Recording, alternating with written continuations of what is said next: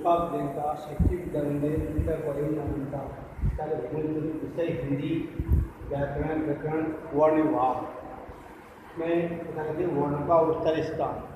वर्ण जो है उनका स्थान किस भाग से होता है। वर्ण से ओ है, को है, तो स्वर या व्यंजन उनका उच्चारण हमारे मुख के किस भाग से होता है। इस बात में बताएंगे सभी वर्णों का जो उच्चारण है मुख से होता है, किंतु मुख के किस भाग, ये कहीं तालु से होता है, कहीं कंठ से होता है, कहीं दंत से होता है, से अर्थात उनका उच्चारण होता है, वे उस वर्ण के उत्तर स्थान कहलाते हैं। समझना है हमें कि वर्ण का उत्तर स्थान, जो वर्ण हम बोलते हैं मुँह से, हाय मुँह निकलते हैं, उन वर्ण को बोलने हमारा मुख से कहीं हमें तालु की सहायता लेनी पड़ती है, कहीं जीभ की सहायता लेनी पड़ती है, कहीं कंठ की, कहीं ओष्ठ की, होंठ की, अलग अलग वर्ण में अलग अलग मुँह की स्तन का की सहायता लेनी पड़ती है। तब इस पाठ में दे रखे हैं किन वर्णों में इसमें स्वर व्यंजन पूरे आते हैं, तो उन्हें बोलने में मुख के किस भाग उसमें सहायता लेनी पड़ती है। पहला था ओ आ और क वर्ग में आते हैं क, ख, ग, घ, ये जो वर्ण हैं क, ख, ग, घ और भ और विसर्ग, इनका जो उत्तर स्थान है वो है कंठ। कंठ से होता है गले से, कंठ से इनका जो स्थान अर्थात नाम है कंठ। दूसरा आता है उसके पश्चात से है ई चौवर्ग। चौवर्ग के जो वर्ण आते हैं उसमें चो, छो, जो, झो, यो और सो, इनका ये जो वर्ण है ई चौवर्ग। चौवर्ग में निकाल के वर्ण आते हैं और यो और सो, इनका जो उत्तर स्थान है वो है ताल। ताल जब भी उनका नाम है ताल से जीव के विभाग से। फिर आता है अगला तीसरा टोवर्ग। टोवर्ग में जो वर्ण आते हैं वो है टो, हो, दो, हो, नो, ये वर्ण जो है टोवर्ग के अंदर आते हैं। टोवर्ग एक वर्ग में 5 वर्ण होते हैं। ऐसे टोवर्ग के अंतर्गत ये 5 वर्ण आते हैं रो, सो और रे। ये जो वर्ण हैं इनका जो उत्तर स्थान है वो है मूर्धा, ये कहते हैं मूर्धन्य। ठीक है। उसका अगला है फिर अगला तो वर्ग। अब तो वर्ग के अंतर्गत मुंह से वर्ण आते हैं एक तो, थो, दो, धो, नो, ये वर्ण जो है तो वर्ग के अंतर्गत आते हैं। और इसमें तो वर्ग के वर्ण और लो और सो, इनका जो उत्तर स्थान होता है वो होता है दंत से। बोलने में तो, हो, दो, धो, दंत का इनका सहायता लेनी पड़ती है, अर्थात उत्तर का दंत हो गया और नाम दंत। उससे अगला है कि पो वर्ग। पो वर्ग में जो वर्ण आते हैं वो है पो, हो, गो, भो, नु। पो वर्ग के अंदर आते हैं तेज वर्ग आपने कहा 5 वर्ण होते हैं, 5 प, भ, भ, नु, एक वर्ण और उ और ऊ। ये जो है इनका उत्तर स्थान वो है ओठ से होता है। ओठ से इनका जो है कि ये वर्ण बोलने के लिए हमें ओठ की सहायता लेनी पड़ती है। बिना ओठ की सहायता से ये वर्ण नहीं होंगे। ओठ से कहेंगे क, ख, देखिए मुँह का जो है कि ओठ की सहायता से ये वर्ण बने। उससे अगला आता है फिर ए और ए जो वर्ण हैं दोनों, इनको बोलने के लिए कंठ और तालु, दो इसकी स्थान, इन दोनों को बोलने के लिए कंठ तालु, अर्थात कंठ और तालु लेखा और जीव विभाग का उनका समय सहायता से वर्ण बोले जाते हैं। उनका नाम है कंठ तालु। उसके पश्चात जो अगला आता है वो है ओ और ओ और जो वर्ण हैं उनका उत्तर स्थान है कंठ और ओष्ठ।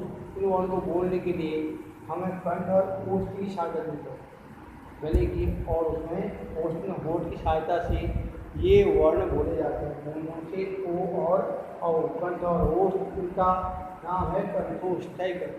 कंठ और ओष्ठ को कंठोष्ठई कंठोष्ठई कंठ और ओष्ठ। उसके पश्चात जो अगला आता है वो का जो उत्तर स्थान है वो है दंत और ओष्ठ, अर्थात दंत और ओष्ठ की सहायता से, दांत और होंठ की सहायता से जो है कि क्या वो वर्ण बोला जाता है, अर्थात वो वर्ण बोलने के लिए हमें दंत और ओष्ठ की सहायता लेनी पड़ती है।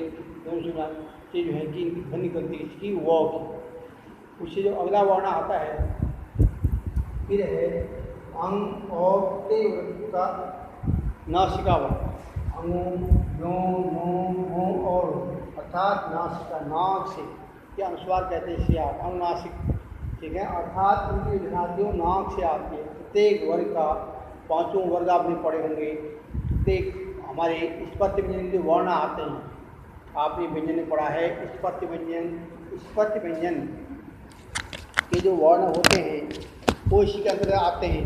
स्पर्श व्यंजन में से 25 वर्ण होते हैं स्पर्श व्यंजन के। एक होता है क वर्ण, दूसरा होता है उसमें च वर्ग, तीसरा होता है ट वर्ग, चौथा होता है क वर्ग, पांचवा होता है प वर्ग। पांचों वर्ग जो है इसमें विराम लिखे हैं। क वर्ग, और पांच वर्ग होते हैं। ये पांचों वर्ग जो हैं इनमें पांच वर्ण होते हैं, प्रत्येक वर्ग में पांच वर्ण होते हैं, अर्थात इस प्रश्न में 5 वर्ण हैं, 5 वर्ग हैं, 5 वर्ग में प्रत्येक वर्ग में पांच वर्ण होते हैं, वो इसके अंतर्गत आते हैं। इस प्रकार आज हमने देखा कि जो वर्ण हैं उन वर्णों का उसका स्थान किन भाग से, हमारे मुख के किस भाग से होता है। कहीं आपने देखा कोवर का उसका स्थान कंठ से होता है गले से, और ऐसे ही चौवर का स्थान था, चौवर यो और सौ, इसमें अर्थात पूरे स्वर और व्यंजन पूरे इसमें आ जाते हैं। उनका पूरा उसका स्थान किन भाग से होता है हमारे मुख के, उसमें दिया गया है।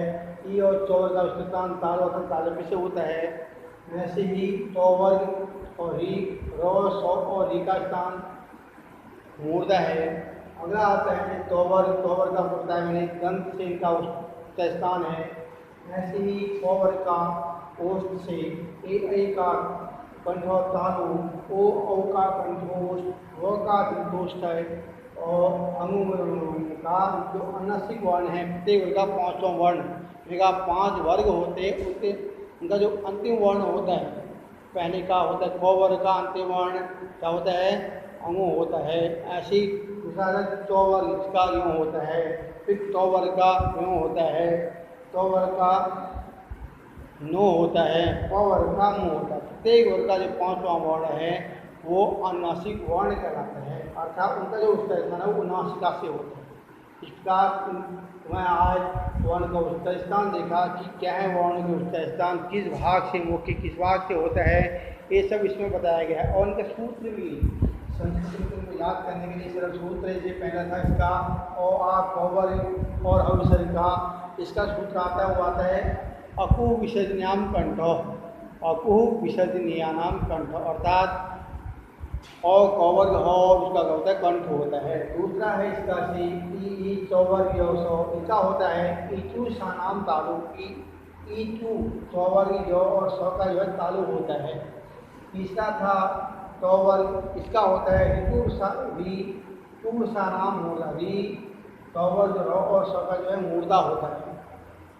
जो अगला था उसके पश्चात चौवर्ग ऋतु सानाम दंत, ऋतु सानाम दंत।